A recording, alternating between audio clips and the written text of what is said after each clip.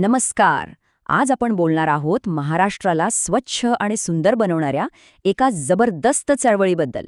हो, ही गोष्ट आहे संत गाडगेबाबा ग्राम स्वच्छता अभियानाची. चला तर मग थेट सुरुवात करूया. तर सुरुवात करूया एका मोठ्या यशापासून. महाराष्ट्र हांगणदारी मुक्त आहे. हे बघा, 18 एप्रिल 2018 रोजी ही घोषणा झाली. खरंच ही एक खूप अभिमानाची गोष्ट आहे. पण गोष्ट इथेच संपत नाही. खरं तर ही तर फक्त सुरुवात होती. तर मग प्रश्न उभा राहतो की ठीक आहे, हागणदारी मुक्त तर झालो, पण पुढे काय? कारण स्वच्छता म्हणजे फक्त शौचालय बांधणं नाहीये, बरोबर? मग संपूर्ण स्वच्छतेच्या दिशेने आपलं पुढचं पाऊल नेमकं काय असणार? आणि याच प्रश्नाचं उत्तर आहे ODF+. आता हे ODF+ म्हणजे काय? तर ही आहे स्वच्छतेची नेक्स्ट लेव्हल. म्हणजे फक्त शौचालयांचा वापर करून भागत नाही, तर गावात जो काही कचरा तयार होतो, मग तो घनकचरा असो, सांडपाणी असो, प्लास्टिक असो किंवा मैला गाळ, या सगळ्याचं योग्य आणि महत्त्वाचं म्हणजे कायमस्वरूपी व्यवस्थापन करणं. चला तर मग आज आपण काय काय पाहणार आहोत त्याची एक झलक घेऊया. आपण ODF+ काय आहे हे समजून घेऊ. मग ही स्वच्छतेची चॅम्पियनशिप कशी चालते ते बघू. विजयाचा मार्ग कसा आहे, गावांना गुण कसे दिले जातात, बक्षिसं काय आहेत आणि सगळ्यात शेवटी हे फक्त एका ट्रॉफीपुरतं मर्यादित का नाही हेही पाहू. ठीक आहे, तर सुरुवात करूया आपल्या पहिल्या भागापासून. एक नवीन ध्येय ODF+. तर एखाद्या गावाला ODF+चा दर्जा मिळवायचा असेल तर त्यांना ह्या सगळ्या गोष्टींवर काम करावं लागतं. म्हणजे बघा, प्रत्येक घरात शौचालयाचा वापर तर व्हायलाच हवा, पण त्याचबरोबर सार्वजनिक जागा म्हणजे शाळा, अंगणवाड्या सगळं काही स्वच्छ पाहिजे. आणि सगळ्यात महत्त्वाचं, घनकचरा, सांडपाणी, मैला गाळ आणि हो, प्लास्टिक कचरा या सगळ्याचं योग्य व्यवस्थापन झालं पाहिजे. तर मग प्रश्न येतो की सरकार गावांना हे सगळं करायला प्रोत्साहन कसं देतं? तर उत्तर आहे एका जबरदस्त स्पर्धेच्या माध्यमातून, स्वच्छतेची चॅम्पियनशिप.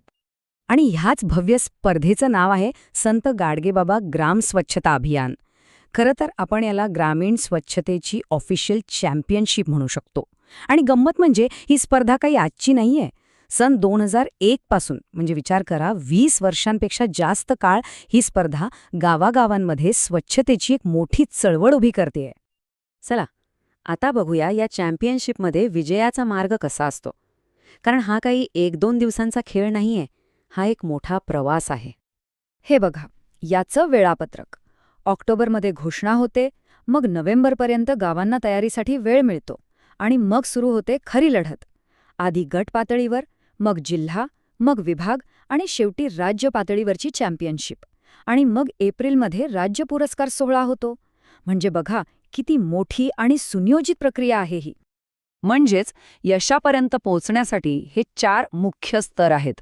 सुरुवात होते जिल्हा परिषद गटस्तरावरून, तिथले विजेते जातात जिल्हा स्तरावर, मग विभागीय स्तरावर आणि शेवटी राज्यस्तरीय चॅम्पियनशिप. एक प्रकारची नॉकआउट स्पर्धाच आहे. ओके, पण सगळ्यात महत्त्वाचा प्रश्न, विजेता ठरतो कसा? म्हणजे गावांना गुण कशाच्या आधारावर दिले जातात? चला याची नियमपुस्तिका जरा बघूया. आता हे खूप इंटरेस्टिंग आहे. गुणांची विभागणी बघा. तब्बल 45% वजन म्हणजे जवळजवळ अर्धे गुण हे फक्त आणि फक्त शौचालय व्यवस्थापनासाठी आहेत. यावरूनच या गोष्टीचं महत्त्व कळतं.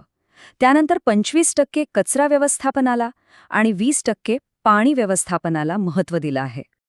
तर मग जास्त गुण मिळवायचे असतील तर काय करायला हवं? तर बघा, 100% शौचालयांचा वापर तर हवाच, पण ती 2 खड्ड्यांची आहेत का हेही पाहिलं जातं. शाळा आणि अंगणवाड्या किती स्वच्छ आहेत, मुलींसाठी मासिक पाळी कचरा व्यवस्थापनाची सोय आहे का, पाणी बिल वेळेवर जमा होतं का, पावसाचं पाणी साठवलं जातं का, आणि हो, ओला सुका कचरा वेगळा केला जातो का? ह्या सगळ्या बारीक-सारीक पण अत्यंत महत्त्वाच्या गोष्टींवर गुण अवलंबून आहेत. आता येऊया सगळ्यात इंटरेस्टिंग भागाकडे, भव्य बक्षिसं. कारण या चॅम्पियनशिपमध्ये यश मिळवणाऱ्यांना भरघोस बक्षिसं दिली जातात.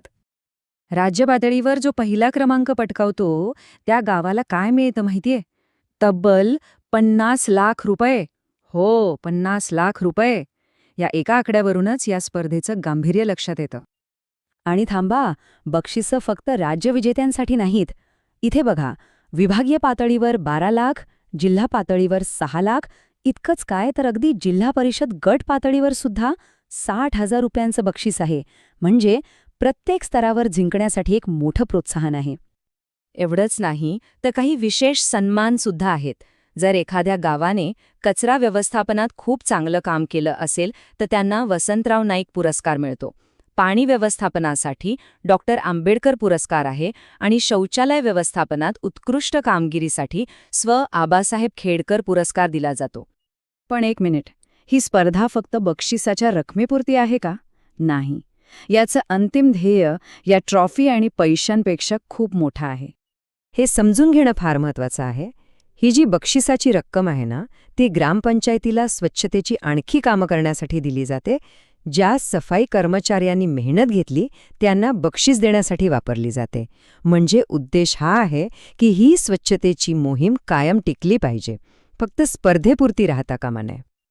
आणि हो, यात फक्त गावाचा सत्कार होत नाही, तर या यशामागच्या संपूर्ण टीमचा सन्मान केला जातो. म्हणजे ग्रामसेवक, गटविकास अधिकारी, जिल्हा समन्वयक, अगदी मुख्य कार्यकारी अधिकारी या सगळ्यांच्या मेहनतीला शाबासकी दिली जाते. कारण हे एक टीम वर्क आहे. म्हणून शेवटी काय आहे तर ही ट्रॉफी किंवा बक्षिसाची रक्कम ही फक्त एक प्रतीक आहेत. खरी ट्रॉफी, खरं बक्षीस हे एक निरोगी, स्वच्छ आणि समृद्ध गाव आहे. आणि आता प्रश्न हाच आहे की महाराष्ट्रातलं प्रत्येक गाव हे खरं बक्षीस जिंकण्याच्या आव्हानासाठी तयार आहे का?